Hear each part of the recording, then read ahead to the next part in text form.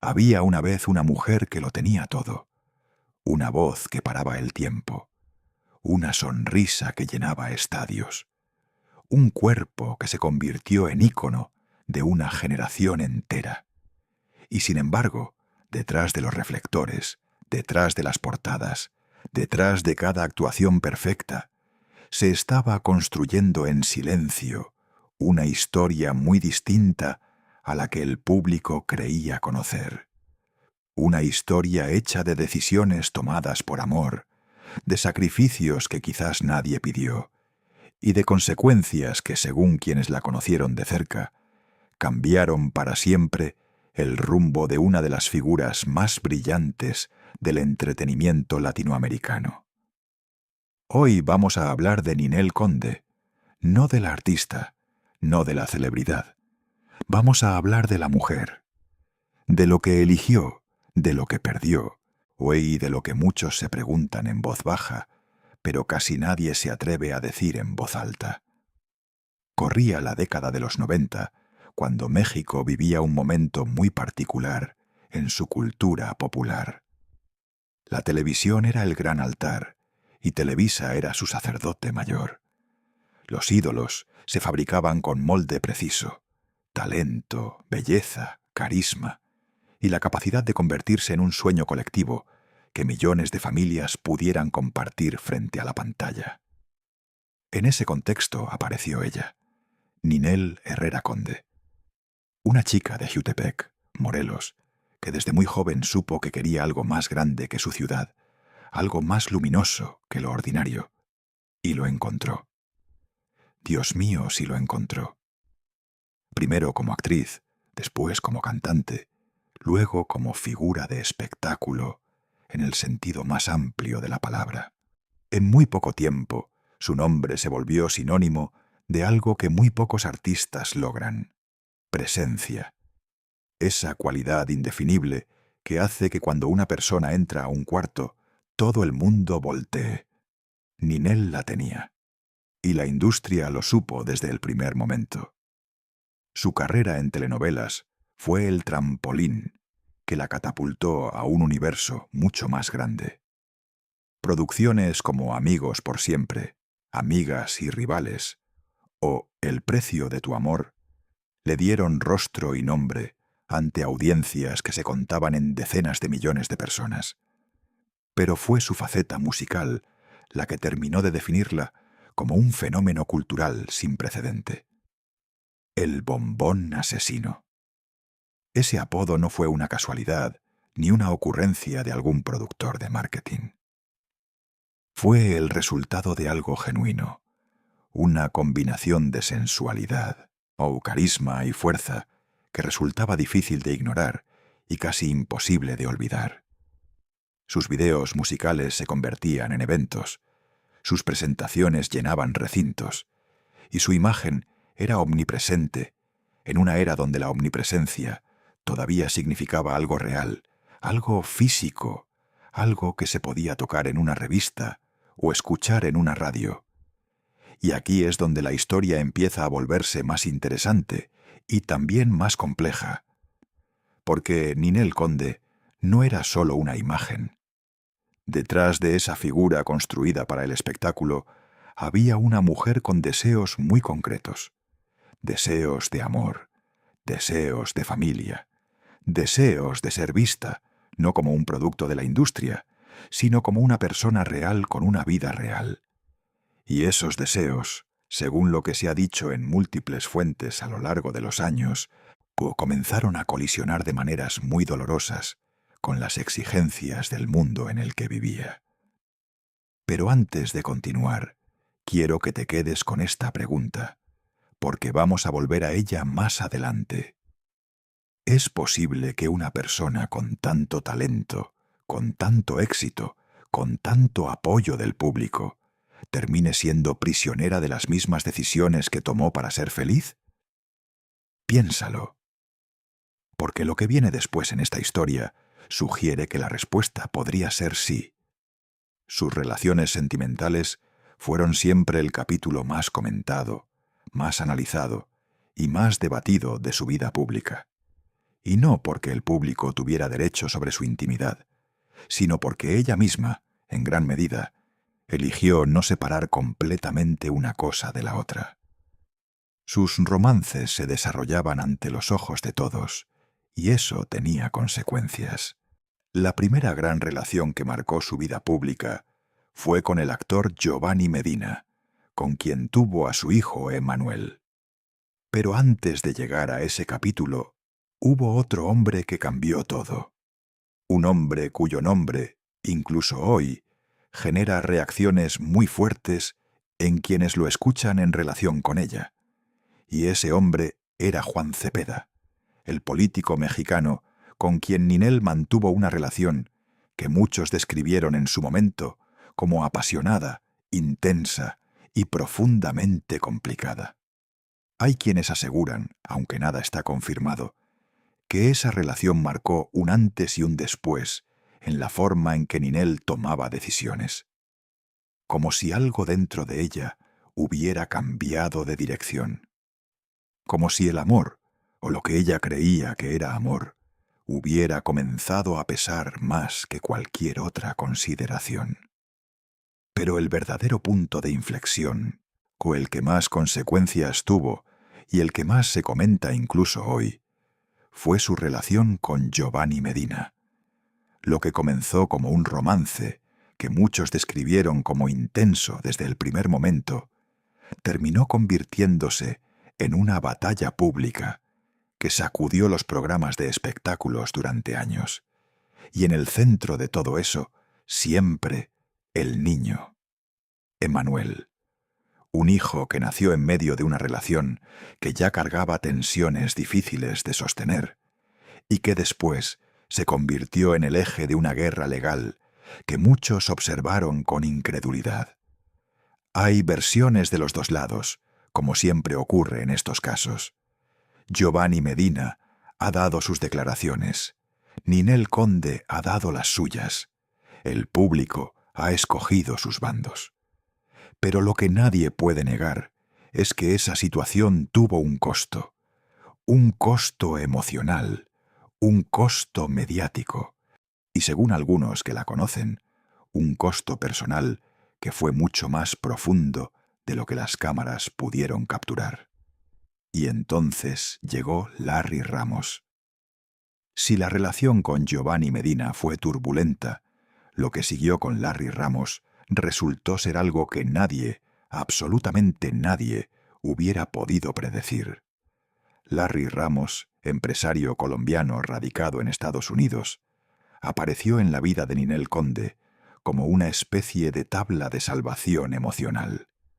Así es como algunas personas cercanas a ella lo describieron en su momento, aunque ninguna de esas afirmaciones puede tomarse como definitiva, porque los rumores en el mundo del espectáculo tienen esa característica frustrante de ser al mismo tiempo muy abundantes y muy difíciles de verificar. El caso es que Ninel se casó con Larry Ramos en el año 2020, y poco tiempo después, ese hombre fue arrestado por las autoridades federales de los Estados Unidos bajo cargos de fraude y estafa. Se habla de millones de dólares. Se habla de víctimas. Se habla de un esquema construido durante años. Y en medio de todo eso estaba Ninel, casada con él, defendiéndolo públicamente en un primer momento, atrapada, según lo que muchos especularon entonces, en una situación que nadie en su posición querría enfrentar. Ahora detente un segundo y piensa en lo siguiente. ¿Cuántas veces en esta historia hemos visto el mismo patrón? Una mujer brillante, una decisión tomada desde el corazón, y consecuencias que superaron con creces lo que cualquiera podría haber anticipado. Esto no es un juicio, es una observación. Y es precisamente lo que hace que esta historia sea tan difícil de soltar. Volvamos atrás por un momento, porque hay un elemento de la historia de Ninel Conde que a veces se pasa por alto cuando se habla de sus relaciones y sus decisiones personales, y es el elemento de la salud. A lo largo de los años, circularon rumores, nunca del todo confirmados ni del todo desmentidos, sobre procedimientos estéticos que Ninel habría realizado para mantener la imagen que la industria, y quizás también ella misma, consideraban necesaria. En la industria del entretenimiento latinoamericano existe una presión casi invisible, pero absolutamente real, sobre los cuerpos de las mujeres. Una presión que exige permanencia, que exige que el tiempo no pase, que el bombón siga siendo bombón a los 40 años, de la misma manera en que lo fue a los 20. Y esa presión tiene consecuencias que van mucho más allá de lo estético. Afectan la autoestima y afectan la percepción de una misma.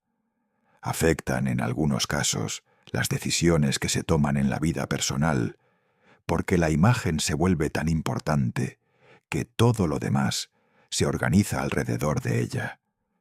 Hay personas que han trabajado cerca de Ninel en distintos momentos de su carrera que, en entrevistas dispersas y declaraciones que hay que tomar con mucha cautela, han sugerido que ella vivió esa presión de manera muy intensa, que hubo momentos en que la exigencia de mantenerse perfecta chocó con su deseo de simplemente ser. Nada de esto está confirmado, pero tampoco puede ignorarse completamente, porque encaja demasiado bien con el retrato que la propia trayectoria de Ninel va dibujando a lo largo del tiempo. Y aquí viene algo que muy pocas personas se atreven a decir abiertamente. Hay quienes especulan, y esto es solo especulación, que algunas de las decisiones más cuestionadas de Ninel Conde en su vida personal no respondían únicamente a ingenuidad o a falta de información. Hay quienes sugieren que respondían a algo mucho más complicado, la necesidad de estar acompañada, de sentir que había alguien al lado, de no enfrentar sola la maquinaria implacable del espectáculo que construye ídolos con la misma eficiencia con que los destruye. Eso no la convierte en una víctima, la convierte en algo mucho más interesante y mucho más humano. Una persona real que tomó decisiones reales en condiciones extraordinariamente difíciles. Cuando llegaron los problemas con la custodia de su hijo Emanuel, el mundo del espectáculo mexicano se dividió de una manera que pocas historias habían logrado antes. Giovanni Medina y Ninel Conde protagonizaron una de las batallas legales más largas, más costosas y más dolorosas que se han visto en ese entorno. Hubo acusaciones de los dos lados. Hubo momentos en que el niño quedó en el centro de una tormenta que ningún niño debería tener que atravesar. Y hubo, también, una dimensión de esa historia que casi nadie quiso analizar en su momento. Lo que significa para una mujer pública perder, aunque sea temporalmente, el control sobre la narrativa de su propia maternidad. Porque en ese período, Ninel no era solo una madre enfrentada a una situación legal complicada. Era una figura pública cuyos errores, reales o percibidos, se amplificaban en tiempo real ante millones de personas que tenían opiniones muy firmes sobre lo que ella debía o no debía hacer. Eso es una forma de presión que muy pocas personas podrían manejar sin salir marcadas. Y Ninel salió marcada. Eso parece claro. Pero aquí viene la pregunta que cambia todo. ¿Qué significa estar marcada cuando se trata de alguien con la resiliencia que ella ha demostrado tener a lo largo de su vida? Porque si hay algo que nadie, absolutamente nadie, puede quitarle a Ninel Conde, es esto. La mujer sigue en pie. Ha pasado por divorcios, por batallas legales, por escándalos públicos, por la presión de una industria que no perdona. Y sin embargo, ahí está, actuando, cantando, apareciendo, siendo. Y eso, en el mundo en el que ella vive, no es poca cosa. Es, de hecho, extraordinario. Pero volvamos a Larry Ramos, porque ese capítulo merece más atención de la que generalmente recibe. Cuando las autoridades estadounidenses arrestaron a Larry Ramos, y las noticias sobre el caso describían un esquema que supuestamente habría perjudicado a decenas de personas. Inversiones que resultaron ser falsas, promesas que nunca se cumplieron. Un castillo construido sobre promesas de papel. Y en ese castillo, según lo que circuló en medios de comunicación en esa época, Ninelle también habría estado expuesta. No hay certeza sobre los detalles concretos de su situación financiera en ese momento. Pero los rumores, los comentarios de personas que decían conocer el entorno, apuntaban a que el impacto no había sido solamente emocional, que había habido también consecuencias económicas que la obligaron a replantear muchas cosas. Nadie puede afirmar con certeza qué perdió exactamente. Pero sí es posible decir lo siguiente.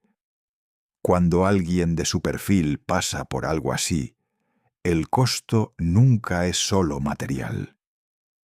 El costo es también de credibilidad, de imagen, de la sensación de control sobre la propia vida que uno construye con años de trabajo y que puede desmoronarse en cuestión de semanas.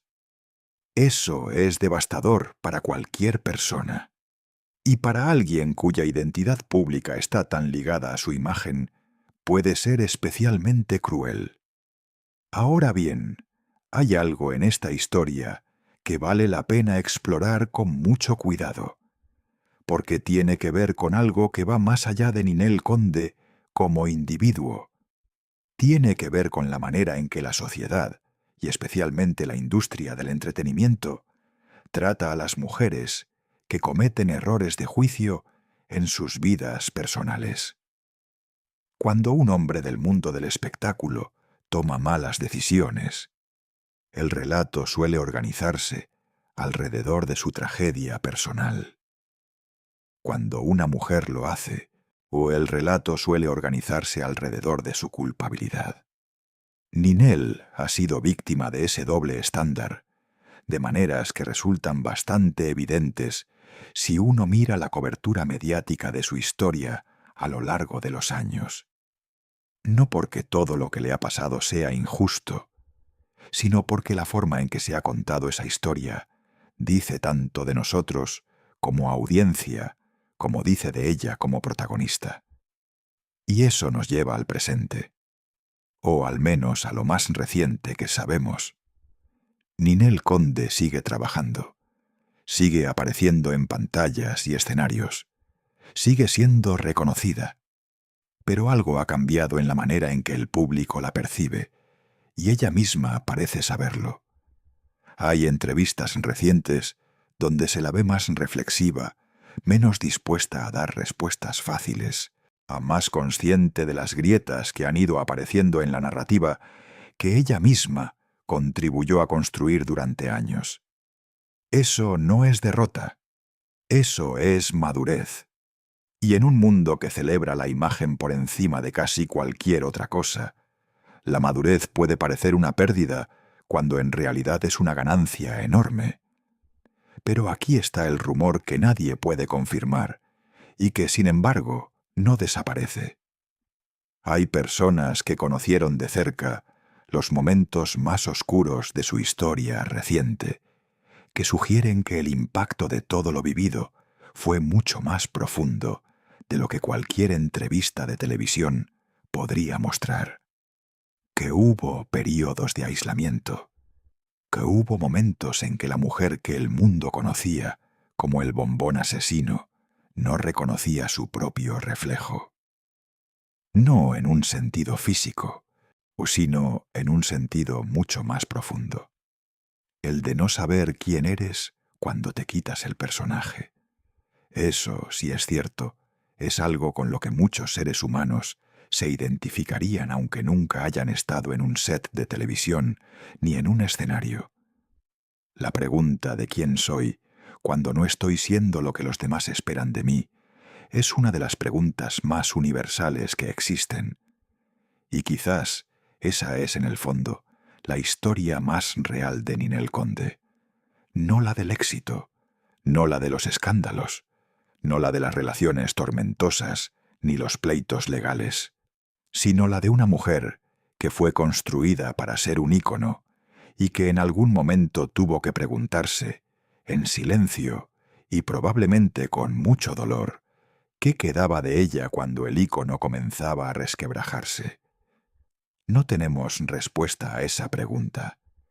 Quizás ella tampoco la tenga todavía, o quizás sí la tiene, y simplemente ha decidido guardarla para sí misma, que sería, honestamente, la decisión más inteligente que alguien en su posición podría tomar.